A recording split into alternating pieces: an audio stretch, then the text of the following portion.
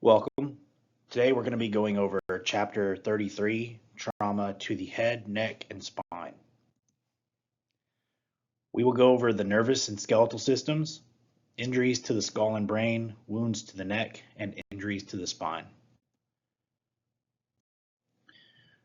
The nervous system controls thought, sensations, and motor functions. It has two subdivisions, the central nervous system and the peripheral nervous system. The central nervous system consists of the brain and spinal cord, and the peripheral nervous system consists of vertebral nerves, cranial nerves, and motor and sensory nerves. Neurons are specialized nerve cells that transmit nervous impulses through the body. So you can see in this diagram that the nervous system consists of the brain and spinal cord, and that the peripheral nervous system consists of those other vertebral nerves, cranial nerves, and motor and sensory nerves. So sensory nerves carry messages from the body to the brain. So I remember this by my sensation. I can feel something that my body is feeling and my brain is recognizing that. And then motor nerves carry messages from the brain to the body. So that is my brain telling me to move my arm or to move my leg. Motor messages control voluntary movement, and motor nerves cross to the opposite side of the body. So the left brain controls the right side of the body and vice versa. Nerves of the autonomic nervous system control involuntary functions. The skull is made up of the cranium and facial bones. The cranium contains the frontal bone, parietal bone, temporal bones, and occipital bone.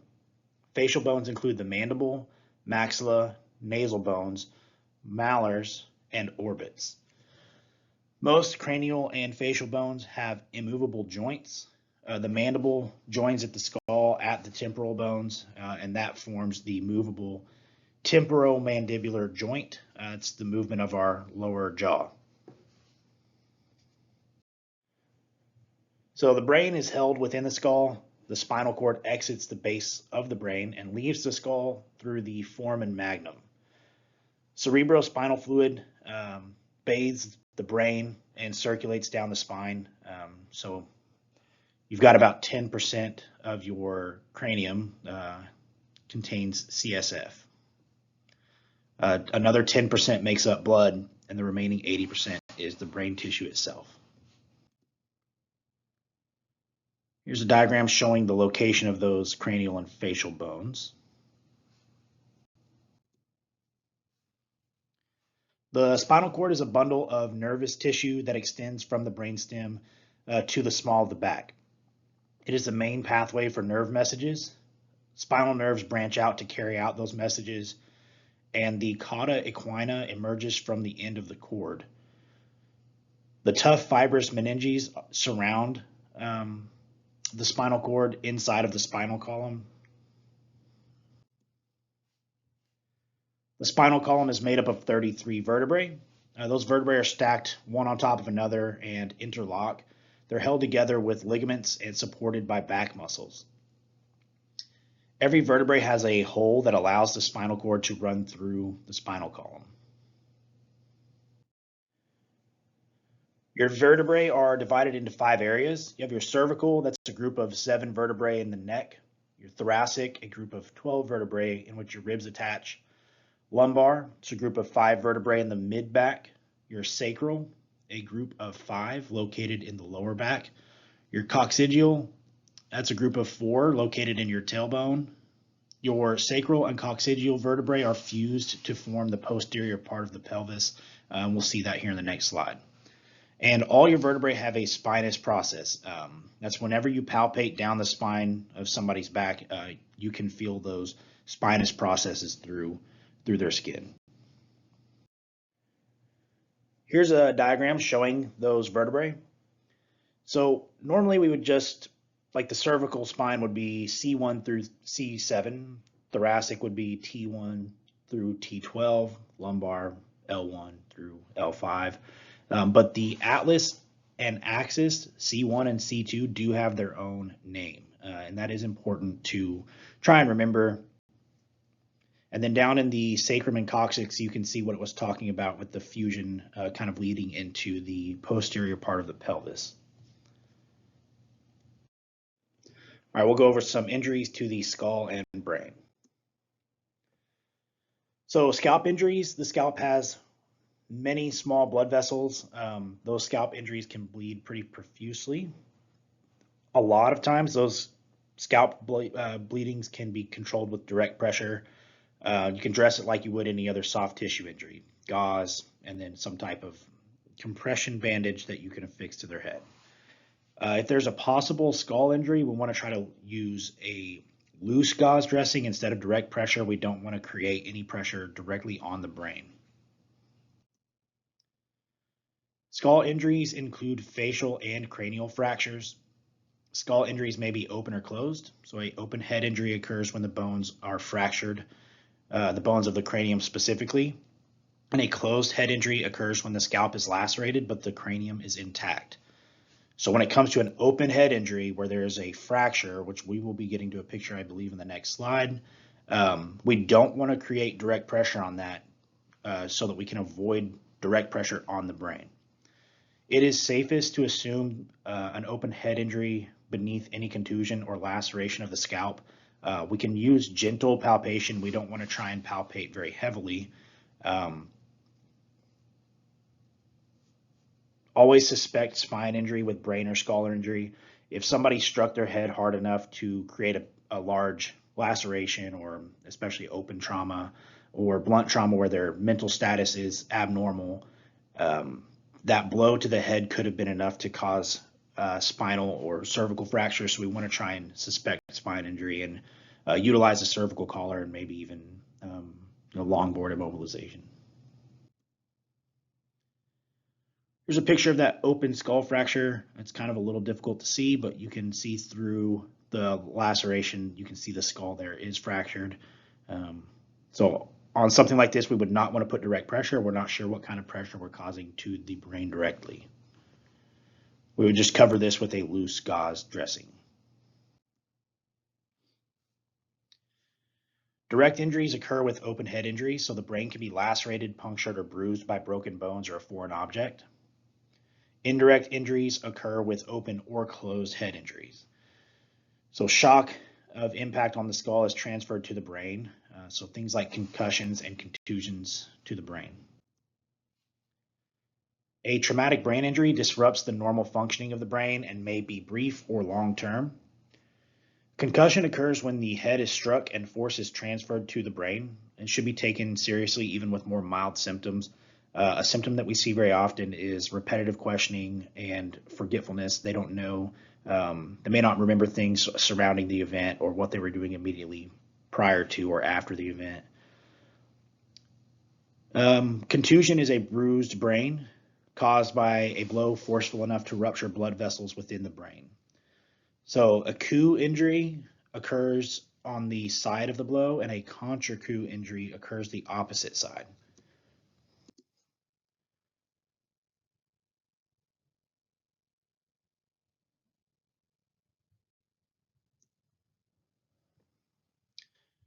So a traumatic brain injury disrupts normal functioning of the brain and may be brief or long-term.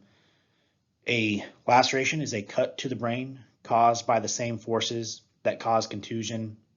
So even something like blunt force trauma can cause a laceration. A hematoma is a collection of blood within the brain tissue. So we have subdural and epidural and intracerebral hematomas. So the dura is a protective covering of the brain. So when we think about our prefixes and suffixes, we have intracerebral, that is within the brain tissue itself.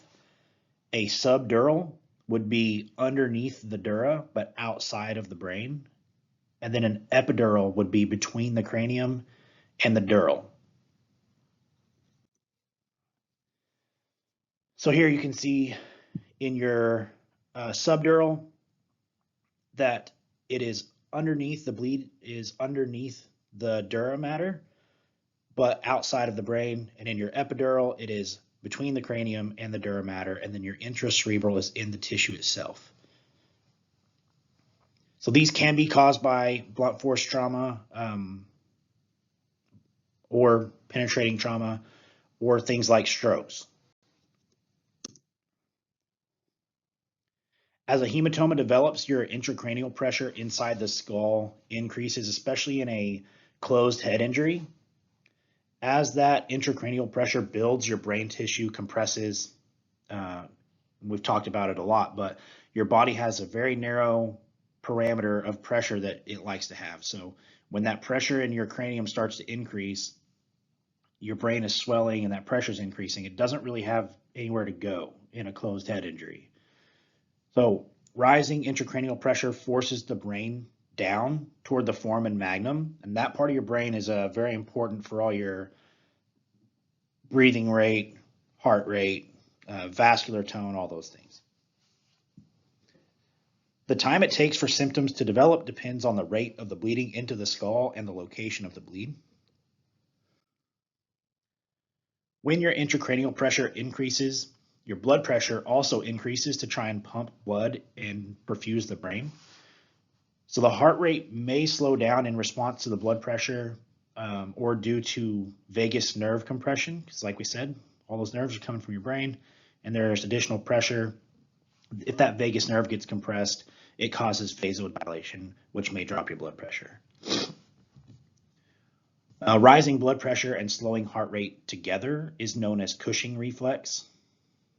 Cushing reflex is indicative of a head injury where there's neurologic insult, so some type of injury to the brain.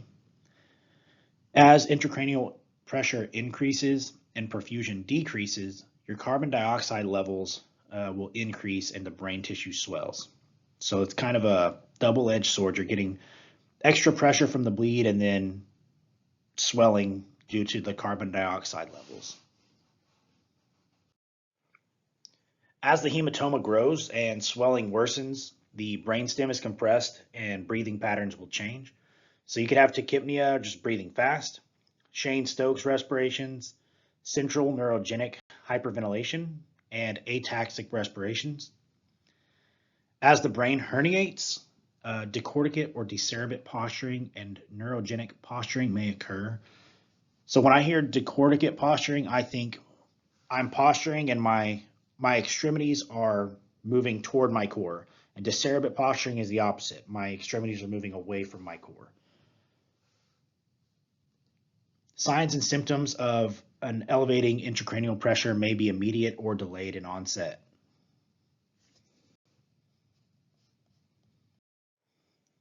So signs and symptoms of skull fractures and brain injuries: visible bone fragments and brain tissue, altered mental status, deep laceration or severe bruise or hematoma on the scalp or forehead, depressions, deformity or swelling on the skull, severe pain at the injury site, bruising behind the ears, it's called battle sign, pupils that are unequal or non-reactive to light, raccoon eyes, which is just darkened eyes or discoloration of the soft tissue underneath the eyes just due to, it's essentially bruising.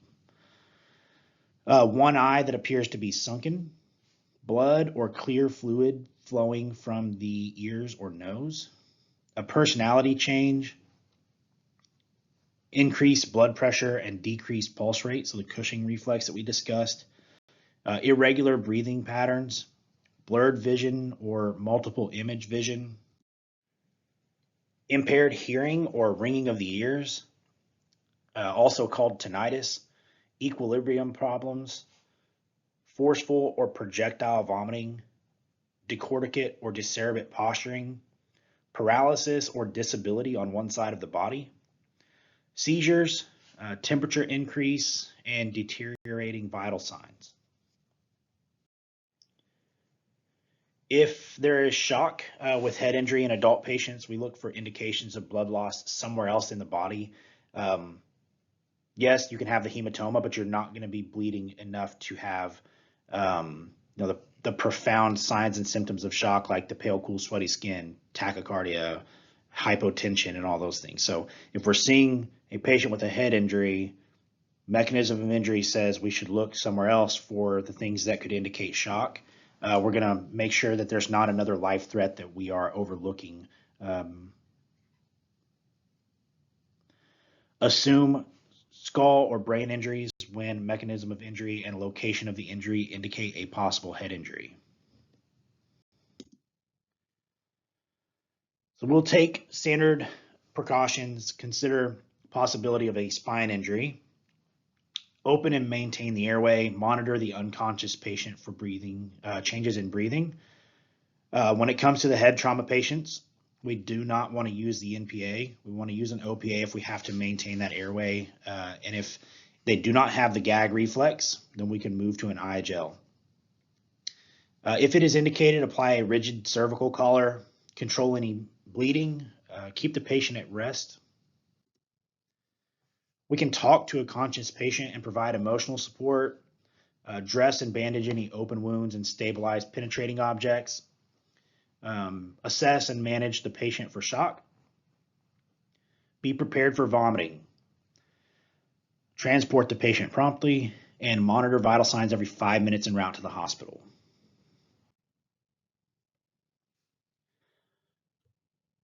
All agencies use the GCS or Glasgow Coma Scale along with the AVPU for neuroassessment.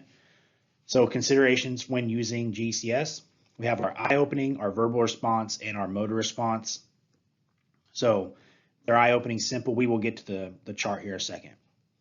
The eye opening, pretty simple. They're either alert or they open their eyes when I speak to them. So that's a verbal stimulus, or I have to elicit pain for them to open their eyes, like a sternal rub, or there is no eye opening even with all those. So verbal response, so they're either oriented, confused, using inappropriate words. So that would be, I'm trying to explain something to you and I'm using real words, they're just not appropriate. Incomprehensible would be, I'm trying to talk to you, but there's just sounds, there's not words, and then no verbal response. Motor response, I'm either obeying commands, localizing pain, withdrawing, and there are two different types of posturing. There's decorticate and decerebate, and then no motor response. This is not something that we have to think about extremely in depth on scene. It's more of a score for us to evaluate, trending vital signs, trending mental status, and all that. And the hospital will need the GCS to determine whether or not they're going to activate a trauma team in some scenarios. So here is the GCS, the Glasgow Coma Scale. So you can get 4 points for eye opening, 5 for verbal response, and 6 for motor response. So the highest you can get on the scale is a 15, the lowest is a 3. You guys can pause here and look through that. If there are any questions in class, we can definitely go over it. You guys are all smart enough to read.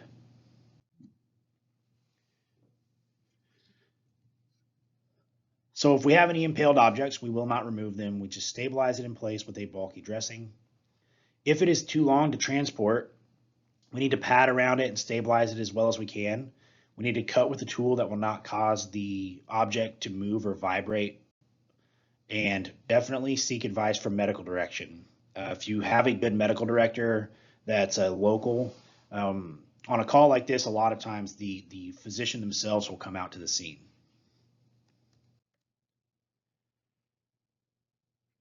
Facial fractures are usually caused by an impact. Be prepared to remove airway obstructions from the mouth and use suction. Treat the patient as for a suspected skull or brain injury. The mandible is also subject to dislocation and fracture. Signs include pain, discoloration, swelling, and facial distortion. So their face may look a little deformed around that lower jaw. They may be unable to move the jaw, have difficulty speaking, and show improper tooth alignment. When treating a facial or jaw injury, be prepared to use suction to remove debris. especially like we talked about, if they can't open their mouth very well to clear their own mouth of, a fractured tooth or some other form of debris, we may have to use suction to remove that for them. Use the jaw thrust maneuver to open the airway if a spinal injury is suspected. Control any profuse bleeding. Consider the need for spinal immobilization. Position the patient to allow drainage from the mouth, and be ready to treat for shock. Many signs of brain injury may be caused by an internal brain event like a hemorrhage or blood clot, so a non-traumatic brain injury like a stroke. Signs of non-traumatic stroke differ from traumatic injury in that only one side is likely to be affected. So if we have a stroke and we have profound weakness, it's normally unilateral or just one-sided. And if we have something like a closed head trauma, that patient may be completely paralyzed or have profound weakness on both sides of the body. So wounds to the neck, large arteries and veins are pretty close to the surface of the neck and create the potential for serious bleeding. Pressure in the large vein is lower than atmospheric pressure. So the possibility of air being sucked in and causing an air embolism is definitely present. The embolus can travel to the lungs and become a pulmonary air embolism. That is a form of obstructive shock, and that can lead to cardiac arrest. Direct pressure in this case is a life-saving step in treating hemorrhage to neck wounds. So our first priority is to stop the bleeding. The second is preventing an embolus. So if that is a lacerated vessel in your neck, if the bleeding is controlled, we can utilize something like an occlusive dressing. What we went over in class the other day for packing that neck wound, the stopping the bleeding is priority one. The second priority is preventing the embolus. Take care to avoid interfering with breathing when applying pressure. So we don't want to put so much pressure that we're causing them to have issues breathing, but we want to make sure to apply enough pressure to control the bleeding. So we need to ensure an open airway. Place a gloved hand over the wound, apply the occlusive dressing, apply pressure to stop the bleeding. You can bandage the dressing in place. Immobilize the spine if the mechanism of injury suggests a cervical injury. When bones, ligaments, and cartilage of the spinal column are damaged, the spinal cord may also be damaged. So specific spinal column injuries, fractures with or without bone displacement, dislocations, muscular strains, and disc injuries, including compression. These injuries can occur without cord damage, but the risk must always be taken into consideration. The spinal cord can be lacerated, contused, or impinged. Primary injuries occur immediately due to direct force. Secondary injuries occur after the initial insult. So the primary injury may be a lacerated spinal cord that causes immediate issues. And then there may be swelling associated with that, and that would be a secondary injury. Secondary injuries can cause greater harm than the primary injury sometimes, especially if it's a contusion or an impingement, not something more threatening that's a primary injury. That swelling afterward can actually be more harmful than the primary injury itself. They're not typically caused by damaged bone ends, as it was once thought. Hypoxia, shock, cord swelling, and hypoglycemia or low blood sugar can lead to devastating cord damage. Your assessment must account for the possibility of spinal involvement in any traumatic injury. Not every trauma patient has a spinal injury, but we should be assessing for it. Physical findings and mechanism of injury must be evaluated to make appropriate decisions about the risk of spinal damage. Potential spinal injury identification must take both mechanism of injury and the patient's physical condition into account. We've discussed it, but Mechanism of injury is important.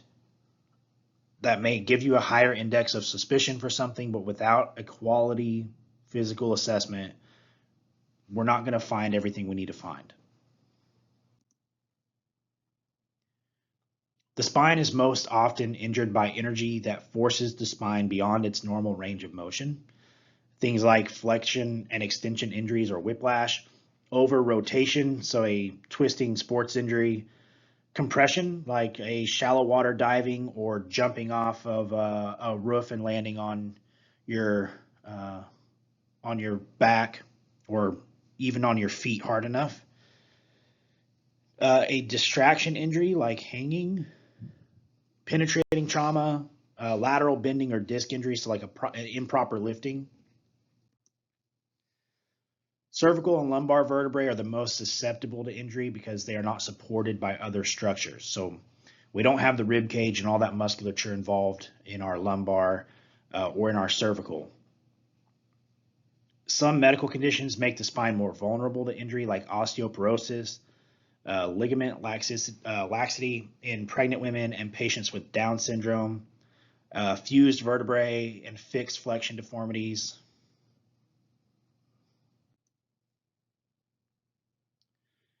Some mechanisms of injury have a high risk for spinal injury.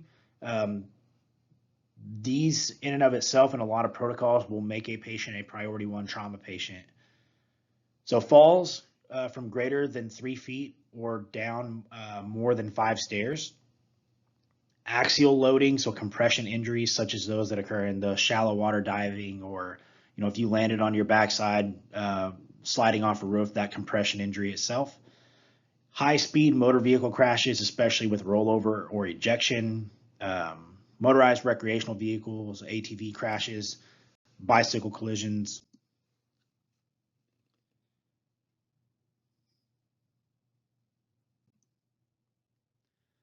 Maintain a high degree of suspicion for spine injury when your patient is a victim of a motor vehicle or motorcycle collision, struck by a vehicle, received blunt injury to the spine or above the clavicles, was involved in a diving accident, was found hanging by the neck, or unconscious from any traumatic event. Some mechanisms of injury are low risk, so those pose a pretty low threat of spinal injury. Penetrating trauma in and of itself is a low risk unless the trauma was to the spine itself. Spine fractures in the elderly are often caused by falls or spontaneous fractures of brittle bones. Consider how underlying factors like pre-existing conditions could make otherwise minor mechanism of injury into serious threats. So something like a ground level fall for most people would not be a serious threat to your spine. But if you've got degenerative disc disease or osteoporosis, or somebody who's had 4 spinal surgeries, those kinds of pre-existing conditions could make you suspect a more serious threat. Many other mechanisms of injury can cause spinal injuries. So the mechanism alone does not identify the injury. The assessment should specifically look for physical indicators of a spine injury. Pain and tenderness in the area of the spine are important findings. Damage to the spinal cord can isolate a part of the body from the brain, causing loss of function to a body region. A dermatome is an area of the body surface innervated by a single spinal nerve. This can be used to identify loss of function at a particular area of the cord.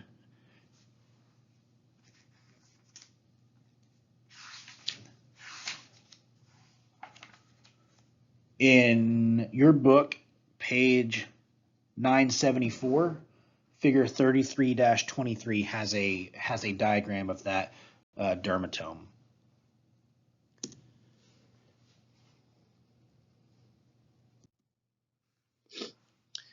Additional key indicators of spinal injury would be paralysis of extremities, changes in your neurological function, pain with or without movement, tenderness anywhere along the spine, impaired breathing, a priapism or a painful erection, loss of bowel or bladder control, deformity, neurogenic shock.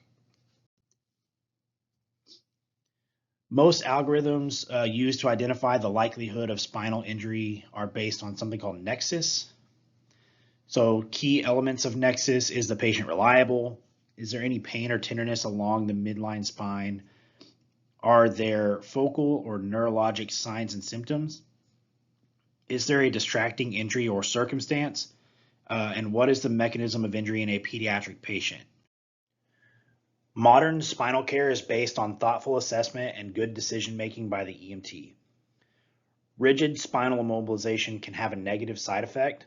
So immobilizing somebody flat on a spine board, if that patient has a lung injury, that can be uncomfortable and even deadly. Even short periods on a spine board can cause hypothermia and pressure sores. So we need to make sure that they reach those inclusion criteria in your protocol, and that we're keeping our patients warm. For any spinal injury, you must aggressively assure oxygen and ventilation is in place.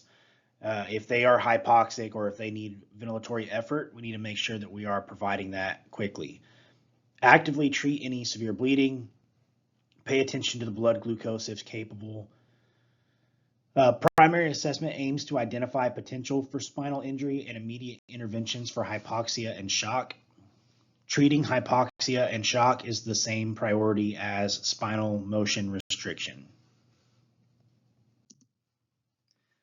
Err on the side of caution and protect against broken bone ends, even though the level of risk is unclear.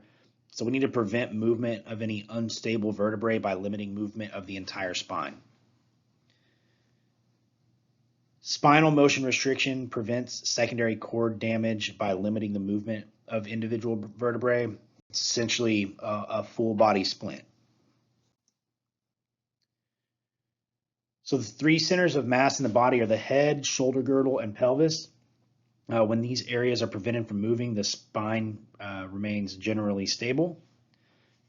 The spine has a natural shaped curve and is not a straight line. If I'm laying flat on my back, I'm going to have voids underneath that. We need to make sure that we pad those. So spinal motion restriction accounts for this curvature. The vertebrae are maintained in a position of function that best represents their natural anatomic position. So it's an overall inline neutral position. We'll go over in class how to correctly place a patient on a spine board without causing extra harm. Manual stabilization of the head is the first step in spinal motion restriction. So when I arrive on scene of an unresponsive trauma patient, say it's an ejection from a vehicle, rollover vehicle accident, when I arrive, I need to make sure that somebody is holding C-spine manually until we can move forward. So manually restrict head movement by placing your hands on either side of the patient's head. Gently stop movement and maintain an inline neutral position.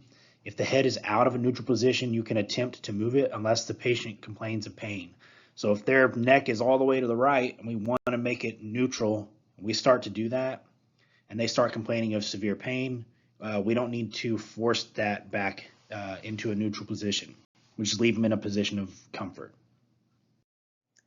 So a cervical collar wraps around the neck and provides a rigid form to help prevent movement.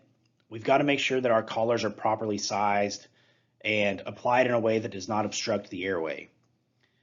We'll maintain that manual stabilization even after the collar is in place until the patient is secured on a backboard or moved to a stretcher and provided with some type of additional support, which we'll go over in class. Once the motion is restricted, establish a baseline for sensory, motor, and circulatory function in the extremities. That should be done prior to moving them onto a spine board. If I arrive, manual C-spine, we need to know before we move the patient onto a backboard, do they have distal pulses? Are they able to feel their toes? Are they able to wiggle their toes? And then we need to reassess that whenever we get them on a spine board. Once the cervical spine is immobilized, the remainder of the spinal column's motion must be restricted. Ambulance stretchers are now considered padded backboards. They provide enough spinal protection in combination with the collars and straps. So rigid backboards are definitely used a lot less than they used to be by pre-hospital medicine. Backboards are still used in some situations. When a big splint is needed for multiple injuries, that's probably a pretty common use for them. When the patient will likely need CPR, we'd really need to be doing compressions against a much more rigid surface than a padded stretcher. When moving from a backboard to a stretcher is likely to cause excessive movement, we will just move them onto the stretcher, and then we may or may not take that out from underneath them once they're on the stretcher. Respiratory distress and conditions that impact breathing are contraindication for backboards. So if they're in respiratory distress, this board could cause further issues with that. We'll take them off that board. Scoop stretchers are helpful for moving patients from the floor to the stretcher. It's a lot easier to get that underneath the patient and out from underneath the patient versus a spine board.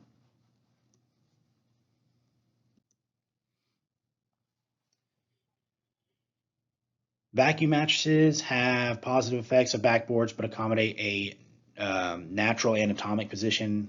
I've not seen a vacuum mattress on an ambulance.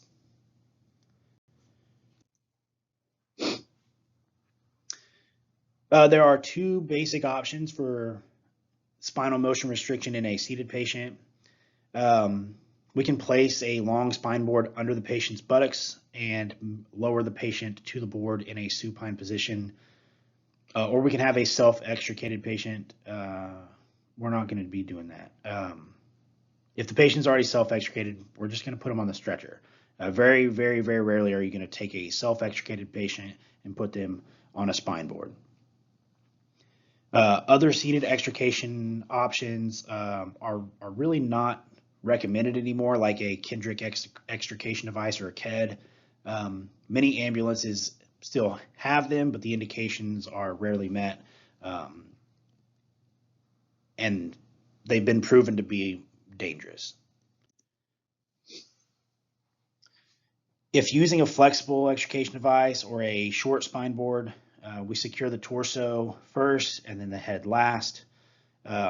Reason being, if we secured the head and something happened and their head is secured to this, the rest of their body can move and their head's in a fixed position that can cause extra damage. Special considerations when applying a short board. We need to assess the back, shoulder blades, arms, and collarbones before placing the device. If the EMT applying the board must angle it to fit between the arms of the rescuer stabilizing the head, because we need to make sure that that manual C-spine stabilization is still happening. The uppermost holes must be level with the patient's shoulders. The base should not extend past the coccyx. We don't want to place a chin cup or strap on the patient. Avoid applying the first torso strap too tightly. Some buckles have quick release mechanisms. Do not pad between the collar and the board. Only pad to fill the occipital void. So we're not going to pad at the cervical level, but we can pad a little bit above that between the back of their cranium and the board. Again, this is probably not something that we're going to go over. The Kendrick extrication device is not that great a device.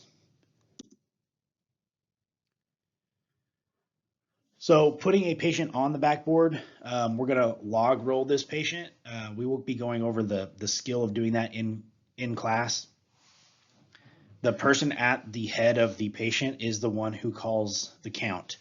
So A lot of communication needs to happen. We need to keep that cervical spine in a neutral position while the patient is being moved. So the person at the board, at the head of the patient needs to communicate. We're going to move on 1, 3, 2, 1, roll. Everyone needs to be on the same page. Once the patient's on the board, we need to pad any voids between the board and then the head and torso. We secure the head last, so middle, bottom, top. We do the patient's torso, and then their feet, and then their head. We have head blocks, which are just foam-filled cushions. It's a commercial device. We can use blanket rolls, whatever. At that point, once the patient is immobilized on the board and we have a cushion device preventing any more cervical movement, at that point we no longer have to have manual cervical stabilization.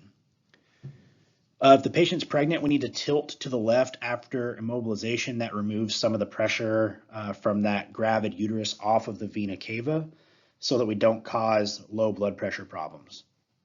If that pregnant patient is laying supine directly on their back, we can compress that vena cava with the gravid uterus and cause blood pressure issues, low blood pressure. If your service transports by helicopter, make sure the backboard fits. Here, that's not really a problem. Every aircraft we have in Oklahoma will be able to fit a spine board. Use specialty backboards for water rescue. Those are designed to float up underneath the patient. For children 6 and under, we need to make sure we're padding beneath the shoulder blades to establish a neutral position for the head.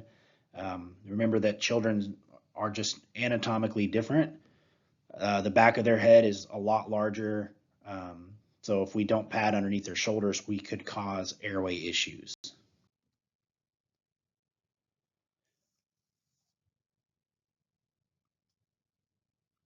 This is a very old school approach of putting collars on standing patients and moving them to spine boards. Not something we really do anymore. If you have a patient that's self-extricated complaining of neck pain, we can apply a cervical collar. If we have them sit down on the stretcher, it's the same thing. We will try and guide them into a supine or semi-sitting position on the stretcher after we apply a cervical collar and try to keep that head in a neutral position.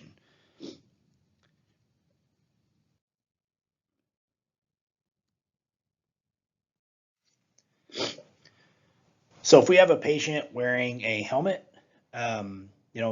face, neck, and spine care and airway management or resuscitation may require us to remove that helmet. So if we think about a normal anatomic alignment, if I'm just riding my motorcycle and I have a full face helmet and I leave that helmet on, but I remove the shield or guard on the front of the helmet, my airway is not in a very neutral position because the back of my head is being lifted several inches off of the backboard or off of the stretcher. If I'm a football player and I still have my shoulder pads on, that helmet's actually helping me stay more in line. But if I don't have shoulder pads on or something that's also creating a void behind my back that's keeping my airway in line, I'm going to remove a motorcycle helmet safely. We'll go over that. I'll bring a helmet into class and we will go over that. If the airway's intact, we don't need to remove a helmet. A lot of times when it's like football players, coaches, and staff will have a tool designed to cut the little clips that hold the face shield in place.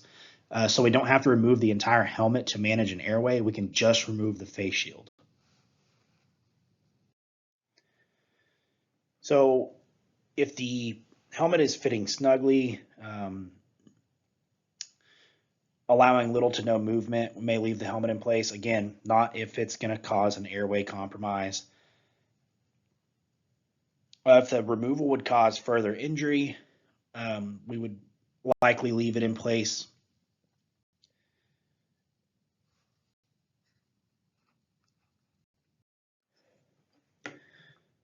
So again, if the helmet interferes with immobilization or causes an issue with the airway, we will remove the helmet. Here it is. If an athlete is wearing shoulder pads and a helmet, either remove both or remove neither. And in that case, if the face mask needs to be removed, that can be removed without removing the helmet with that tool. You can do it with trauma shears, but the specialty tool definitely makes it a lot easier. All right, chapter review. The two main divisions of the nervous system are the central nervous system and the peripheral nervous system. You should maintain a high index of suspicion for head or spine injury whenever there is relevant mechanism of injury. You must provide cervical spine motion restriction before beginning any other patient care when there is a head or spine injury suspected. Altered mental status is an early and important indicator of head injury. Monitor and document your patient's mental status throughout the call. When we talked about GCS and the whole AVPU, we really need to make sure that we have an initial neuro assessment, just like our vital signs. We have our initial set of vital signs, and then throughout patient care, we're going to be able to trend those and make sure that they're either remaining consistent or getting better, are our hopes. But if they're getting worse, we need to make sure that we have a good baseline set so that we can monitor that throughout our call. A traumatic brain injury is an injury that disrupts function of the brain and may include anything from a slight concussion to a severe hematoma. We want to always secure the torso to the backboard before the head. That includes the stretcher, not just the backboard. When we're securing our patients on the stretcher, we need to secure the middle straps and then the lower straps first, and then the upper straps. All right, remember the key components of the nervous system are the brain and spinal cord. These organs regulate thought, sensation, and motor function. The skull, vertebrae, and cerebrospinal fluid efficiently protect the brain and spinal cord. In a closed head injury, the skull remains intact. This is dangerous because the skull is a closed container with little room for bleeding and swelling. So when a closed head injury, that ICP, the intracranial pressure, that can cause more severe signs more quickly in a closed head injury due to the swelling and increased intracranial pressure. Neck wounds are at risk for massive bleeding and air entry causing emboli. The spine is injured most often by compression or excessive flexion, by extension or rotation from falls, by diving injuries, and by motor vehicle collisions. These injuries can interrupt nervous system control of body functions. So when we talk about mechanism of injury, that's what we're talking about. If the patient fell from a distance or had a shallow water diving injury, a motor vehicle accident with head-on or T-bone collision, high-speed collisions, ejections, those things are the mechanism of injury that would give us a higher index of suspicion for all kinds of internal trauma, including trauma to the head. Inline immobilization of 33 spinal bones is the essential component of spinal injury immobilization. So a full motion spinal restriction like a backboard, cervical collar, the whole nine. Specific procedures apply to different immobilization and extrication situations. EMTs should be proficient in handling the basics of these procedures. So some questions to consider. Does my patient have a mechanism of injury that would indicate the need for spinal immobilization? So to me, this is somebody who is altered, who has had a mechanism of injury like an ejection or entrapment of a vehicle. Do my patient's potential head or spine injuries require prompt transport to a trauma center?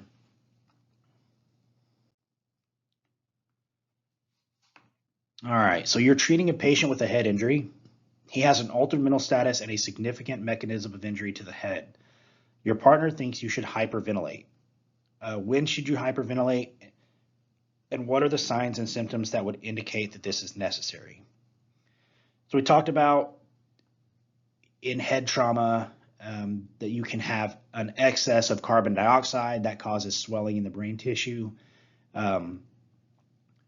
There are times that you may hyperventilate if their end-tidal CO2 starts to climb above a normal range of 35 to 45. We could try and hyperventilate the patient to maintain a more equal end-tidal CO2. So if we keep our CO2 right at 40 to 45, that would be sufficient. So if our patient's only breathing 6 times a minute when we get to them, and that's been going on for several minutes, they're not breathing fast enough to expel that CO2 from their body. So if we start bagging for the patient at 12 breaths a minute, that may be sufficient. After we do that for a couple minutes and we monitor that end-tidal CO2, it may go from 55 to 45, for example. We don't want to try to change their end-tidal CO2 drastically, but adequate ventilation is enough normally. A respiratory rate of 12 to 16, like a normal respiratory rate, if we are ventilating for them at that rate, is likely sufficient. All right, and that is it. Thank you guys very much.